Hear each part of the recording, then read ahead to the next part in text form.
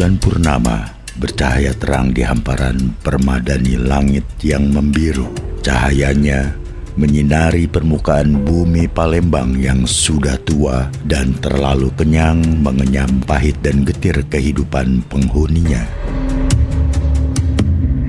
Lebih dari 1000 tahun, pergantian kapal, jung, perahu, dan sampan melintas dan berlabuh.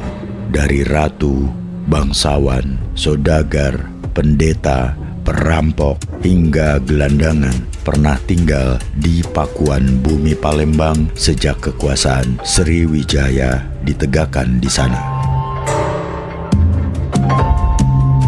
Kemakmuran Palembang sebagai bandar perniagaan menarik hasrat siapapun untuk bisa menguasai pusat kenikmatan duniawi yang terletak di tengah hamparan samudra itu. Wangsa Ming yang berkuasa di daratan Cina pun tergiur oleh kemolekan dan kecantikan Palembang. Itu sebabnya ketika utusan dari Palembang yang merupakan bagian dari Majapahit terhadap Kaisar Cina, ia disambut dengan penuh kemuliaan seolah-olah duta sebuah negeri merdeka. Hayam Wuruk, Maharaja Majapahit, sangat murka dengan tindakan Kaisar Cina yang menerima dan memperlakukan utusan Palembang seperti seorang duta. Ia kemudian menggerakkan armada-armada Majapahit meluluh lantakan bandar Palembang. Setelah peristiwa itu, ia menunjuk salah seorang saudara tirinya, putra Prabu Kertawardhana dari istri Selir, adik dari Singawardhana yang bernama Parameswara, menjadi Adipati Palembang.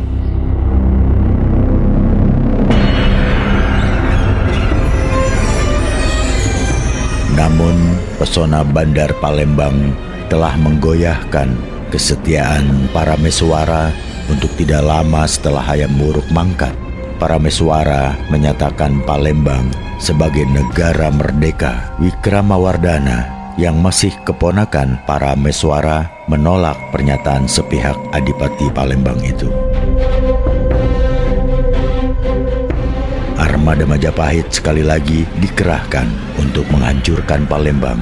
Parameswara melarikan diri dan akhirnya mendirikan kerajaan Malaka. Sementara itu, usai pemberontakan Parameswara, kekacauan dan kerusuhan meluas di Palembang. Sejarah kemudian mencatat, di dalam kekacauan itu muncul seorang bajak laut bernama Liang Taoming. Dengan seluruh kekejaman dan kebrutalannya, dia menanamkan cakar kekuasaan di bandar Palembang. Liang Taoming tidak membawa kemakmuran apapun, kecuali makin meningkatnya kekacauan dan ketidakseimbangan hidup rakyat Palembang.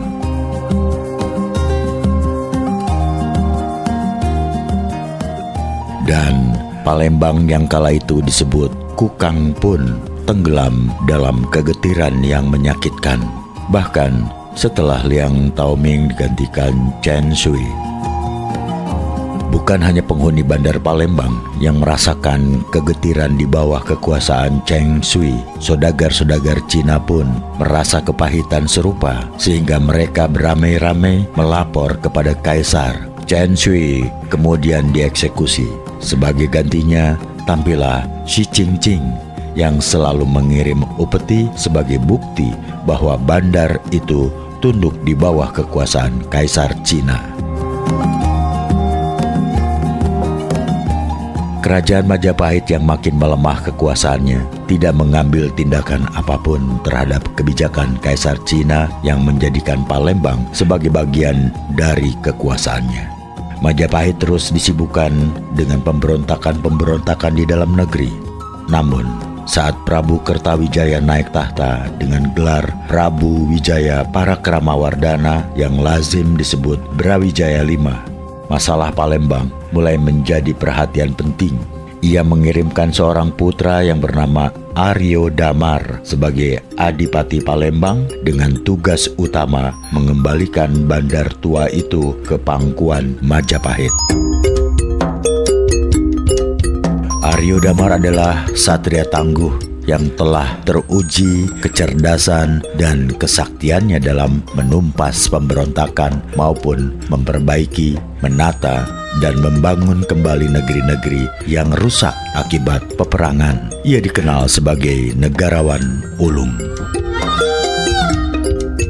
Aryo Damar sejak kecil diasuh oleh uaknya, kakak kandung ibundanya, seorang Bhairawa Tantra bernama Ki Kumbarawa. Dalam bahasa Jawa kuno berarti matahari di dalam tempayan, yang tinggal di hutan Wanasalam di sebelah selatan ibu kota Majapahit.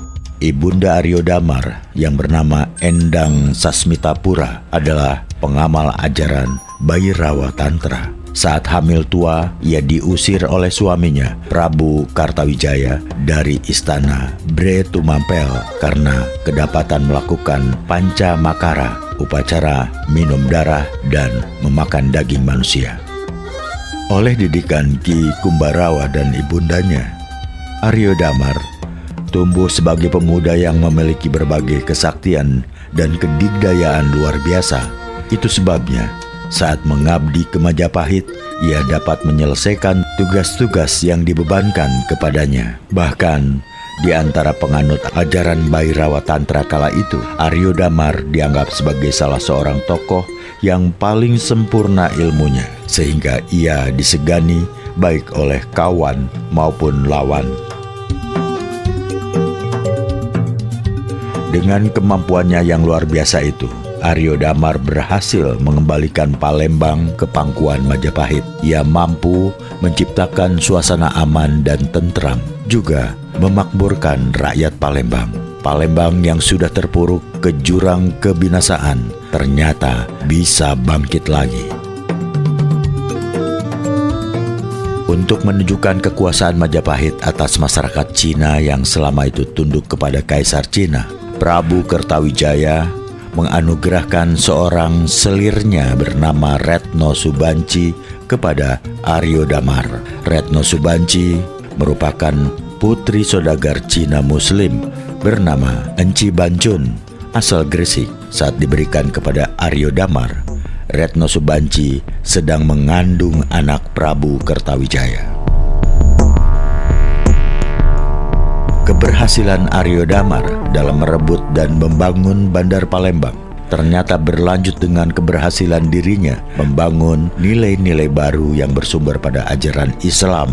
Aryo Damar yang sejak kecil akrab dengan ajaran Bhairawa Tantra tanpa ada yang pernah menduga sebelumnya telah memperoleh hidayah cahaya iman dari Allah melalui Syekh Ibrahim As-Samarkandi, saudara ipar Ratu Darawati, istri Prabu Kertawijaya yang berasal dari negeri Campa. Berita itu menggemparkan pejabat dan rakyat Palembang. Bahkan Dyah Suraprabawa, Maharaja Majapahit, saudara tiri Aryo Damar, mengirim utusan untuk mempertanyakan kesetiaannya kepada Majapahit. Aryo Damar dengan tegas menyatakan bahwa persoalan ia memeluk Islam adalah persoalan pribadi yang tidak bisa dikait-kaitkan dengan kesetiaannya pada Majapahit. Kepada utusannya itu, ia memberikan keris pusaka Kiai Kalacangah yang ujungnya bercabang dua serta upeti berupa emas dan permata sebagai bukti bahwa ia tetap setia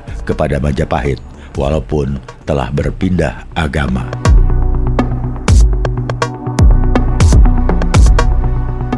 Keislaman Aryo Damar ternyata tidak hanya berpengaruh pada perubahan suasana kehidupan pribadi dan isi kadipaten, tetapi juga meluas sampai keluar Palembang.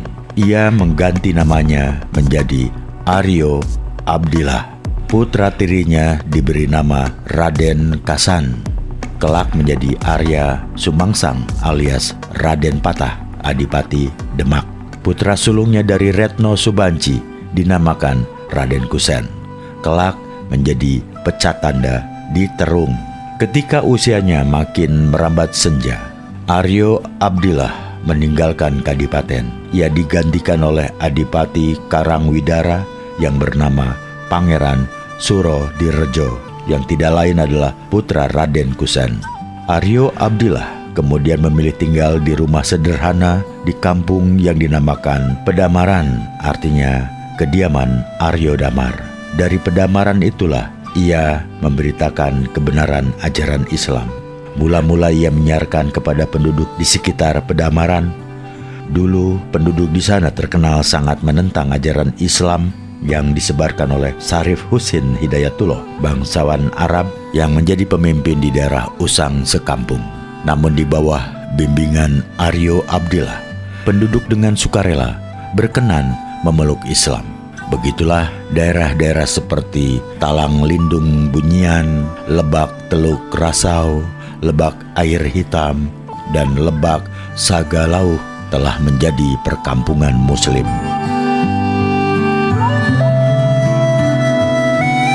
Menurut cerita, tidak lama setelah memeluk Islam, Aryo Abdillah menikahi putri Syarif Husin Hidayatullah. Dari pernikahan itu lahirlah Raden Suhun yang diberi gelar Pangeran Padanarang, kelak menjadi Bupati Samarang, dan putranya menjadi Sunan Tembayat.